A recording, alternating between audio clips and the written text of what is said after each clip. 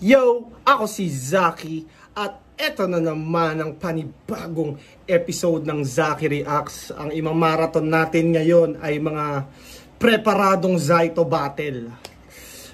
Gusto ko lang ng laugh tripan din, ibang flavor naman dahil mga nakaraang araw, mga nare-review ko puro bars na. Ito naman gusto ko ng mga simple. Kumbaga yung mga jokers, paano nila ginagawa yung craft nila sa harap ng maraming tao at paano sila nagiging effective. So yeah, dami ko na naman sinasabi. Simulan na natin. Nanalo ng pointos si Zayt. Pinili niya mauna si J. King. Tig-2 minuto dapat. 5 orato natin para sa unang round ng isa buhay. Pahinga natin unang banat. J. King. Yo, game! The design is very mabaho. Alam nyo, mahirap din talaga dito sa flip top bumatil. Biruin nyo yung ganitong itsura. Kailangan mo hanapan ng magandang angle. Grabe ba? Sa totoo lang. Kilala mo si Grabe ba? Kamukha mo siya. Magkabibig kayo pareho. Oo, pareho din kayo. Grabe ba? Sa totoo lang. Kamukha mo siya. Pedro, na mahilig sa kwentong barbero. Pero wag ka. Kasi sikat na yan si Kokey. Lumabas na yan sa Provinciano. Nareklamo pa sa Tulpo. Talagang artistang rapper. Eh bakit wala ka sa Batang Quiapo kasama nila Smug? Eh mas mukha kang hold-upper. Alam niyo kung bakit? Hold-upper ba sila Smug doon sa Batang Quiapo? Di kasi ako masyadong nanonood nun. Paki-comment guys kung alam nyo kung anong mga karakter sila Smugglers doon. Inalis ni Coco Martin dahil sa kanyang kaadikan. Yung tent na pahingahan ng mga artista, ginawa niyang pwestuhan. Huling-huli na, tinatanggi pa. Hindi daw siya humihigop, siya pala yung nagbubuga. Di ba aminado ka? Elementary pa lang kamo ko, nagsasabu ka na. Lasang buko pa nun, tol. Dinaig mo pa nga kamo si Lebron sa dami mong na-score. O kaya siya naalis sa taping. At dinaig mo pa si Lebron sa dami mong na-score. Si J. King yung kumbaga more on punto at ideya siya. Hindi siya masyadong mabusisi sa rhyme. Kung titignan mo dito, parang one syllable rhyme lang lahat Parang thought punto ang pinaka-weapon ni J. King. Hindi siya masyadong mamulti sa battle na to. Ewan ko kung sa ibang battle niya, mamulti ba siya. Pero parang ganito naman talaga siya usual. Hindi na pinagtagal. Kaya kung sa Batang Quiapo, si Coco si Tanggol, ikaw naman si Tanggal. Kamusta Tanggal? Yung pangalan mo ngayon sa'yo mas bagay at may patunay. Kasi tanggal ka na sa eksena, tanggal ka pa sa isa buhay. Tangainan to, kapal na mukha. Sumali pa ng isa buhay ngayon. Isang round na, di mo mabuo. Ito pa kayang isang taon. Ano to? 2023. Nagulat din ako nung lumabas yung isa buhay lineup na kasama si Zaito. Kasi di ba usually si Zaito is pang main event si Zaito pero hindi siya pang tournament. Parang si Zaito is pag bumatel ang isang Zaito, kumbaga kung flip top fan ka, alam mo nang for entertainment purposes pag bumabattle si Zaito at hindi talaga siya yung regular na makikita mong nagto-tournament. Kaya nung lumabas yung lineup nitong Isa Buhay 23, Isa Buhay 2023, maraming nagulat na anong gagawin ni Zaito dyan? Magkakalat lang si Zaito. Parang ganun. Pero si Zaito, kanon yan. Kaya palaging sinasalang sa gera. Kaso ano silbi ng kanon na yan kung madaling maubusan ng bala? Wala kang round sa nabuo, G. Puro freestyle pinapairal. Para saan pa na antena tinitinda mo kung ikaw tong palaging walang signal? Roundan mo kay Tipsy D. 4 lines pa lang nag-choke ka na. Kaya naghagis na lang siya ng literal na choke dahil wala nang mairibat. Kaso waanhin mo yung dala mo na choke kung ikaw tong di marunong magsulat. Nagdala pa ng choke. Yun ay bagay sa'yo sapagkat yung sulat mo sa utak mo parang sulat din ang choke kaya nabubura agad. Tanginan to, choke pa din nala porkit mukha siyang blackboard. Ano akala mo, nice sir? Pues sigurado. Yung choke sa choke talagang super ano na siya. Kumbaga kung sa gas-gas, ito talagang ano, hindi na siya gas-gas. Lagpas na siya sa pagiging gas-gas. Yung choke na inaano sa choke. Tapos usually ira-rhyme yan sa joke. Parang burado itong choke sa blackboard dahil ako si Eraser. Choke, blackboard, eraser. O sana meron kang natutunan. Yung rap battle naging home for the aged kasi matanda yung tinuturuan. Kaya sa akin ang corona at di na mawawala yan dahil ako'y mala John Jones pag dumagit. Round 1 pa lang tinatapos na yung laban. ano? Round 1 pa lang tinatapos na mawawala yan dahil ako'y mala John Jones pag dumagit. Round 1 pa lang tinatapos na yung laban. Ito ata yung comeback ni John Jones nung heavyweight na siya. Umakyat siya kalaban si Cyril Gunn. Tapos yun nga, round 1 lang, nasubmit niya na kaagad si Cyril Gunn. Pero usually sa mga laban ni John Jones, hindi siya kilala sa round 1 finish. Hindi siya, usually 5 rounds mga laban ni Jones. Sino ba mga na-finish ni Jones ng round 1 bukod kay Cyril Gunn? Brandon Vera ba? Round 1 lang yun. Kaya comment nyo nga sa mga mas alam yung details ng mga laban ni Jones. Alam ko meron mga MMA fan dito na talagang ano kumbaga grabe yung knowledge sa standing ng fighters. Anyways, para sa akin hindi ganun kalakas yung round 1 ni J. King. Siguro dahil nga ina-expect niya si Zaito hindi naman prepared. Kaya ganun lang din yung material niya. Parang siguro in-expect niya na mag-jokes ng si Zaito tapos mag-choke. Siguro ganun. Kaya parang mahina yung round ni J. King. Ano sabi? Batang Quiapo. Anong panama sa totoong istorya ng buhay ko sa lako? Nilakbay ko yung katotohanan ng mag-isa kahit malayo. Hanggang nakita ko't nakasalubong yung mga tunay na mga guro. Kaya ngayon bitbit ko yung mga tunay na mga payo. Yung tent, ginagawa ko raw pistuhan. Ang dami. Yung tent, ginagawa ko daw pistuhan. Pati facial reactions ni Zaito. Tunay na mga payo. Yung tent, ginagawa ko raw pistuhan. Saan galing yung sabu? Dapat alam nyo. Galing sa'yo yan. Alam to. Ito yung laban na dapat hindi nyo pinapalagpas. Ngayong gabi, makikita nyo kung paano ako tumagpas. Makitid na kokote, laban sa malawak na pangunawa. Mababaw na pag-iisip, laban sa malalalim kong talata. Ito na yung oras mo, wala ka ng pagkakataong lumaya. Ako'y natutong pumatay pero di pinag-aralan ng maawa. Flip top gang! Ako'y natutong pumatay pero di pinag-aralan ng maawa. Natuto, pinag-aralan. Iba din yung ano ni Zaito no? Pag prepared. Wala nang marami pang atake. Reka na tayo sa patutunguhan. Wala nang pero dahil okay nang iyan to. Wala nang marami pang paandar. Reka na tayo sa mangyayari. Wala nang sorry dahil alam nyo matagal nang ubos yung pasensya ko mga pare. Kalapastanganan man sa paningin ng iba, wala na akong magagawa. Kaya itigil mo na yung pagrarap, tangina mo, wala ka mapapala. Masakit man, pero alam mong isa ka sa mga walang bilang nakalahok. Tapos sasabay pa yung mga putang inang mga hurado na bugok. Hindi ko naman nilalahat, pero alam nyo sayang. Marami pa sana ang magandang ipapakita. Sa sobrang paraya, di ko na malayang nawala na rin yung gana. Pero ewan ko, tignan natin, malay natin bumalik. Pero yung mga gaya mong walang bilang sa talampakan ko humalik. Ano, masakit ba? Kasi yan ang totoo. Pati ako natatakot na pag ako na nagseryoso. Pati ako natatakot na pag ako na nagseryoso. Napanood ko yung mga laban mo. Inisip ko baka ang galing ito. Nung narinig kitang bumanat, putang ina naawa ako sa'yo. Siyempre nakulong, baka nag-ipon ng mga barang malakas. Okay na nga na. Baka nag-ipon ka ng mga barang malakas. Utang na siguro nahangin ng utak sana hindi ka na lang lumabas. Tapos ano yung pinagkakalat mo? Ikaw yung tupak ng Pinas. Tupak ng Pinas? Nanginan to kabal na mukha oh. Baka tulak na ungas. Anong feeling mo tarantado? Lahat kaya mong ulunin? Bago ka bumangga sa mas matibay, matuto ka munang alamin. Ano akala mo sa akin gago? Hindi mo ko kayang gibain. Tumanda ka na ng ganyan, magdamo lang yung kaya mong gawin.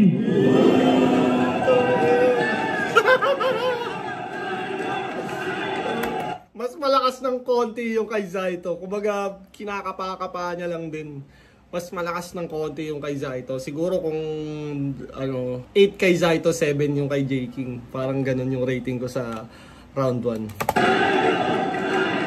Pero pinagkaiba nila, kahit mahina yung material ni Zaito, meron siyang kumbaga yung commanding presence na kahit hindi ganun kalakas yung mga sinasabi ni Zaito, papakinggan mo siya, kaya niyang kunin yung attention ng lahat dyan. Nagpe-pay attention pag rounds niya, kaya kahit yung mga subtle, yung mga maliliit na selfie bars niya, nakakakuha ng reaction.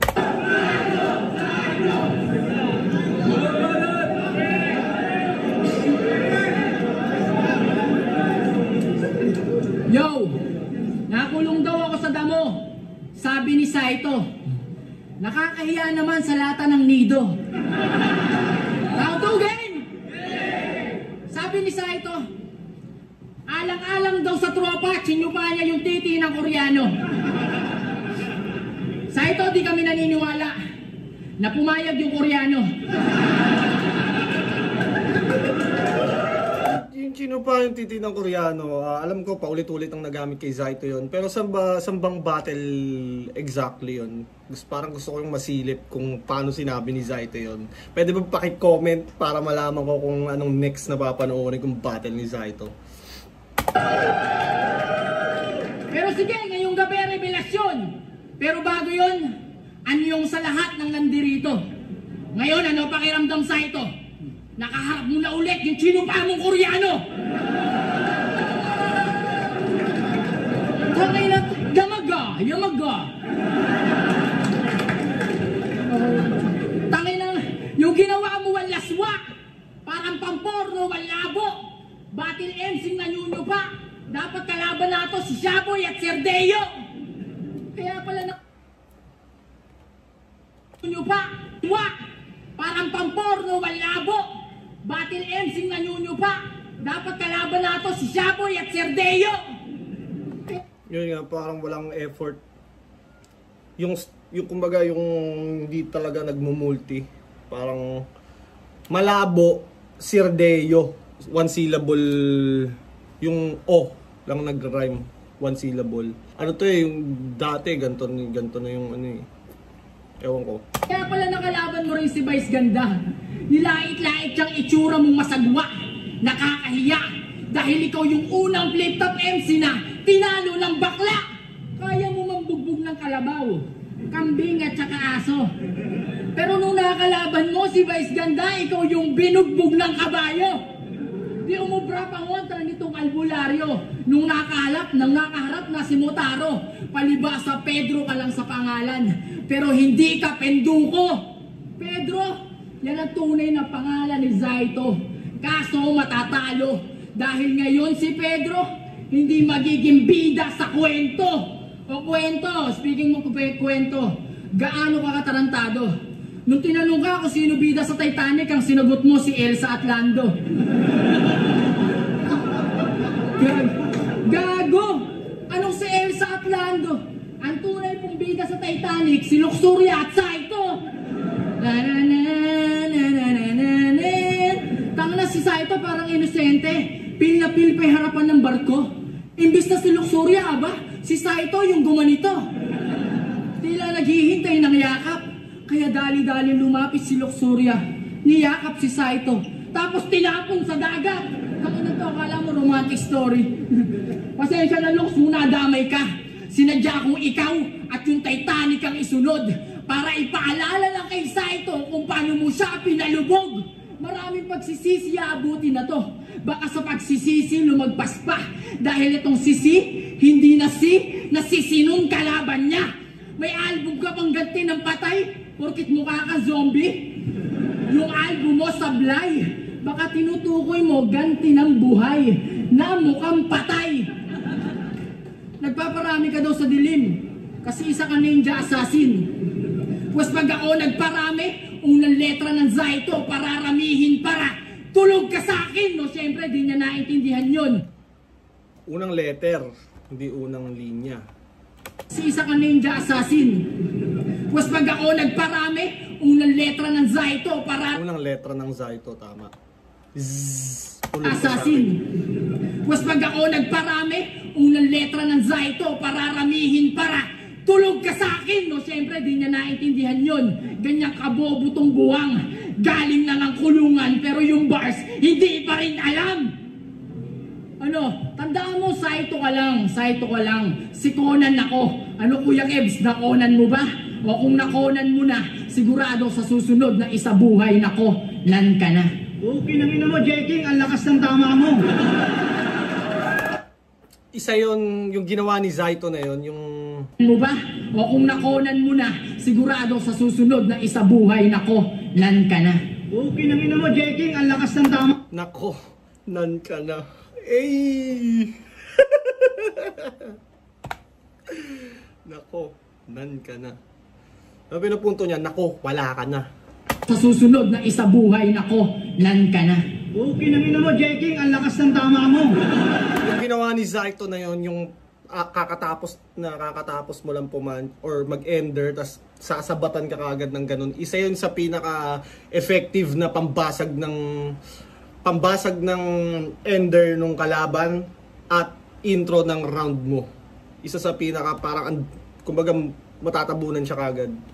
Buhay nako, nan ka na. Okay, nangina mo, Jeking, ang lakas ng tama mo.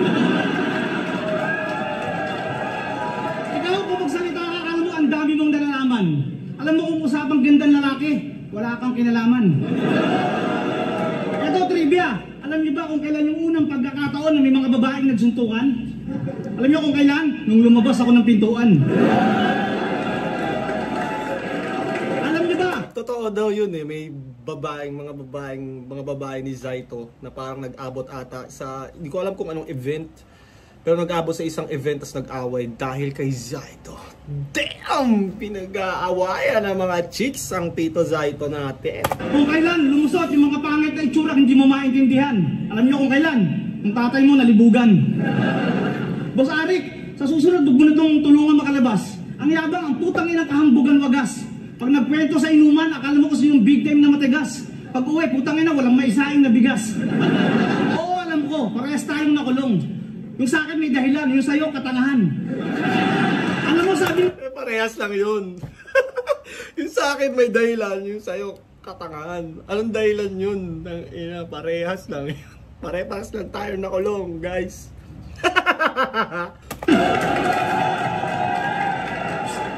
Alam mo, sabi ni Anig ba, ang sarap mong sapakin. Alam mo na may pulis, diniretso mo pa rin.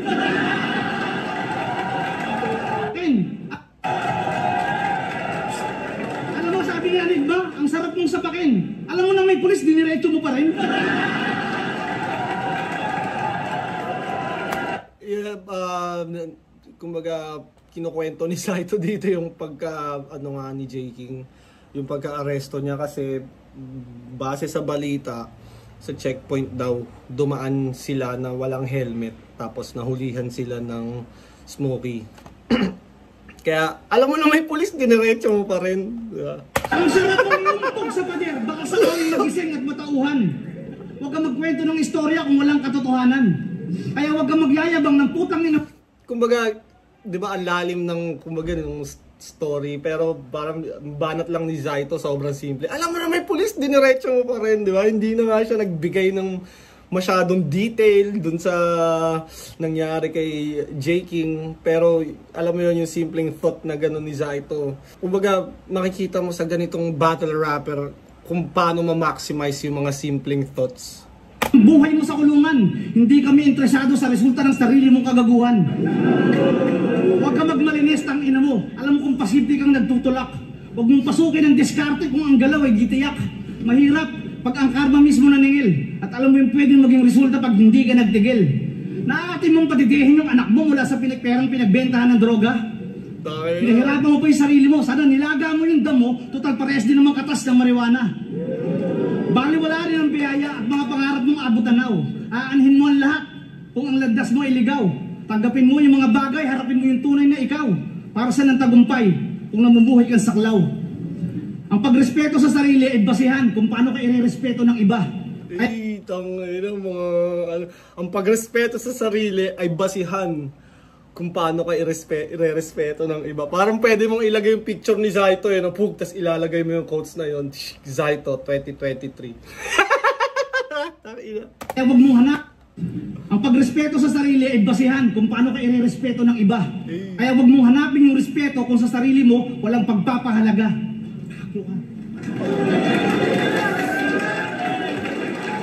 Maikli yung round to ni Zaito, pero okay, tuloy-tuloy yung thoughts. Hindi siya masyado nagsistutter, kahit parang minsan parang mawawala na siya, pero nakakatuwa pa rin siya. Tingnan natin yung round 3 ni J. King.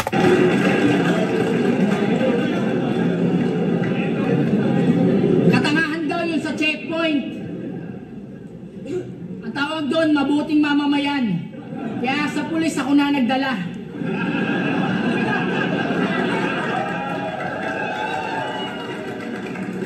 Ikaw kasi pa-importante ka, kaya nung hinuli ka, pinuntahan ka pa. Ganda ng ano. Paano binalik ni J. King yun? Ako, pabait ako mamamayan, kaya ako na mismo nagdala. Ikaw, pabebe ka, pinuntahan ka pa. Ito daw galing sa pagtutulak. Eh yung bato mo nga nasa gatas ng bata, nakakaawa. Mabuti ka bang tatay, porkit yung anak mo, pinaalam mo na agad kung ano yung tama. Game! Anak daw siya. Anak daw siya ni Cesar Montano kay Marian Rivera. Baka anak ni Cesar sa Planet of the Apes manapa. Anak ni Cesar Montano? O sige, sang-ayon. Anak ka ni Cesar Montano kay Whitney Tyson. Puta, babaero pa yan. Real talk. Pinagpalit mo yung pamilya mo sa bayarang babae. Yung ginawa mo ang sama. Akala ko ba sa ito kanon ka? Eh bakit bigla kang nangaliwa? O di ba technique? Akala ko ba Zaito canon ka? Ba't bigla kang nangaliwa? Winord play niya ba yung canon sa canon? Canon. Kaliwa. Kanon ka? Eh bakit bigla kang nangaliwa? O di ba technician ka?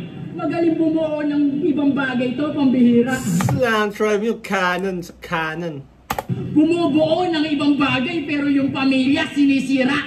Kahit itago, di maitatago. Lalabas ang baho niyan mga sir. Oo, lalabas din ang katotohanan, parang digamo masakir. O digamo, bakit kamo? Kasi katulad nila yung wala ka rin magagawa. Digamo Massacre ata, ito yung kay ano, di ba? Sino ba to?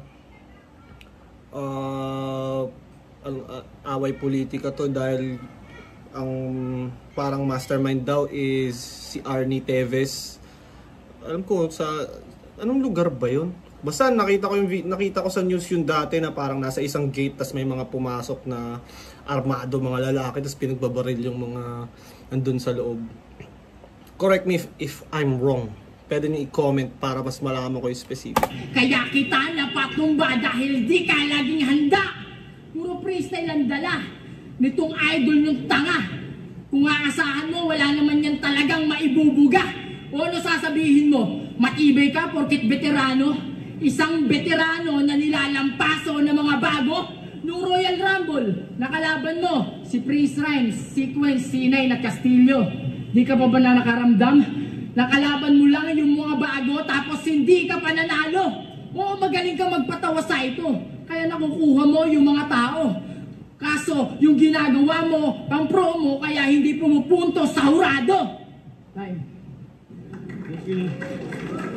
Yun na nung third round ni J. King. Feeling ko talaga, in-underestimate niya si Zaito. Akala niya, tangay na, di mo ganda. Si Zaito pa ba? Kahit ganituhan ko lang ng sulat to, tangina, talo na si Zaito eh. Feeling ko ganun eh. Kaya sobrang lamya ng material ni J. King. Kasi, ewan ko kung same year ba na tinalo ni J. King si Lipcram, di ba?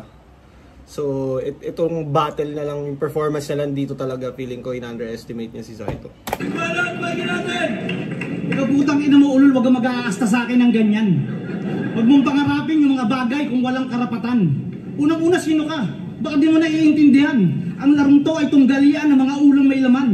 Ito'y duelo at tagisan ng matatalim na kaalaman. Utanginan to, wala sa katinoan, no? Utanginan to, wala sa katinoan, no? Ang mga tulad mo ay nabibilang sa pangkat bahagi ng mga bilang ng mga taong walang bilang. Magandang mas maaga pa, alam mo na ang mga yan. Nang sa ganun mawala ka man, alam mong hindi ka kawalan. At paalala sa isang bagay na wag mong kakaligtaan. Magbigay galang kapag nakikita mong ako ang nasa harapan. Mga ganun talaga ni Zaito yung mga selfie bars niya na no? Kahit yung last battle, yun lagi ko napapansin. Nabit-bit talaga ni Zaito yung magbigay galang kapag ako ang nasa harapan. Tangay na nga ako. Magbigay galang kapag nakikita mong ako ang nasa harapan. Yung mga laban mo, putang ina, totoo lang, walang katuturan. Ang iniisip ko yung mga audience, putang ina, tuwang-tuwa naman. Tangina naman, ano tolokohan? O sige nga, magbigay kayo ng linya na itong may kabuluhan. O di ba wala? Ultimo yung mga kanta niya, wala kayong mapapala. Tara, tagay tayo, tapos hindi. Pag nahuli na, wala namang may paki. Tara, tagay tayo, tapos hindi. Ang lakas tumira, walang pambili. Ikaw nga, yung anak mo 5 taon, mag-aaral mag-rap, tapos ganyan yung mga tema. Siguro hanggat bata pa lang, mag-ipon ka na ng pampiyansa.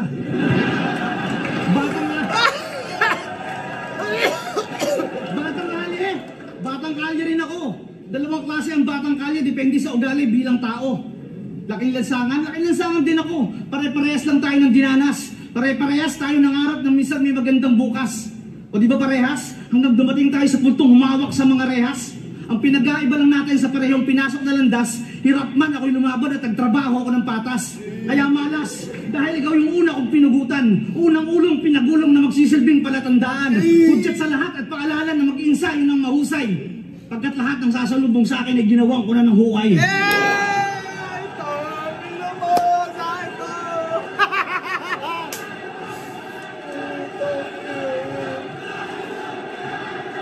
Grabe, di ba? Imagine, 4 bars. Pag nakaka-perfect si Zaito ng 4 bars, napakalupit ng reaction, no? Putang ina, grabing. Nagulong na magsisilbing kaya malas. Ganda ng build up ni Zaito, di ba? Yung mga minsan mo lang makita kay Zaito. Rare moments. Hanggang dumating tayo sa puntong humawak sa mga rehas. Ang pinag-aiba lang natin sa parehong pinasok na landas, hirap man ako'y lumaban at nagtrabaho ako ng patas. Kaya malas, dahil ikaw yung una kong pinugutan, unang ulong pinagulong na magsisilbing palatandaan. Hudyat sa lahat at paalala na mag-ensayo ng mahusay. Pagkat lahat ng sasalubong sa akin ay ginawang ko na ng hukay.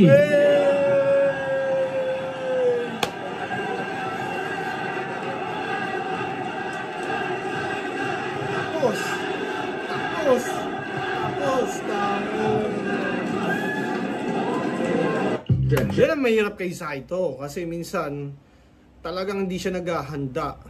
Pero kung ikaw kalaban niya, tas tangina hindi maghahanda, pag naghanda si Zaito, ang hirap niyang kalaban pag handa si Zaito. Matik makukuha niya yung crowd, kahit anong gawin mo makukuha ni Zaito yung crowd. Pero anyways, napakaganda ng laban. Yun, alam naman natin panalo si dito, tingnan natin judging sa Pedro. J. King, mag-iayos po ang beses kung nagustuhan niyo yung laban na yun. Ang boto ng Urado, advancing sa tournament, 5-0. Mag-iay para kay Zaito. Grabe yung sigaw ng mga tao para kay Zaito, di ba?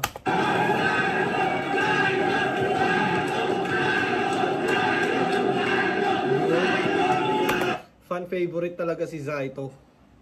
Kumbaga, kaya ganyan din yung reaction ng tao kasi rare mo makikitang preparado si Zaito eh. As in, siya. Yung preparadong Zaito ay isang kumbaga parang once in a blue moon lang sumulpot pero napaka-solid.